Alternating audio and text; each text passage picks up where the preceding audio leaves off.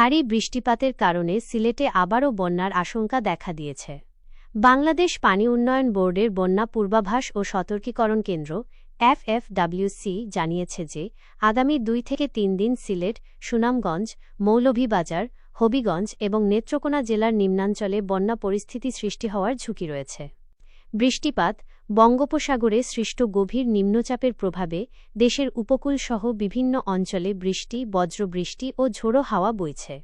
ইতোমধ্যে সিলেটসহ বিভিন্ন জেলায় বৃষ্টি শুরু হয়েছে এবং আগামী 3 দিন ভারী থেকে অতিভারী বৃষ্টিপাতের পূর্বাভাস রয়েছে।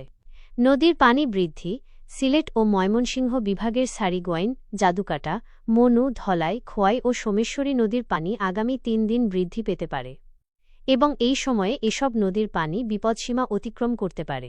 পূর্বাভাস, বন্যা পূর্বাভাস ও সতর্কীকরণ কেন্দ্র জানিয়েছে, ভারী বৃষ্টিপাতের কারণেই মূলত দেশের 6টি জেলায় বন্যা হতে পারে, যার মধ্যে সিলেট, মৌলভীবাজার, সুনামগঞ্জ, হবিগঞ্জ ও নেত্রকোনা হাওর অঞ্চলের অন্তর্ভুক্ত।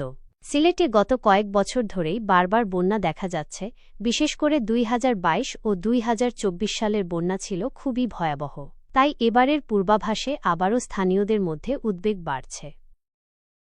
সাম্প্রতিক সময়ে ভারী বৃষ্টিপাত এবং উজানের ঢলের কারণে সিলেটের প্রধান নদী সুরমা, কুশিয়ারা সহ অন্যান্য নদ-নদীর পানি বৃদ্ধি পাচ্ছে। তবে সর্বশেষ তথ্য অনুযায়ী এখন পর্যন্ত কোনো নদীর পানি বিপদসীমা অতিক্রম করেনি।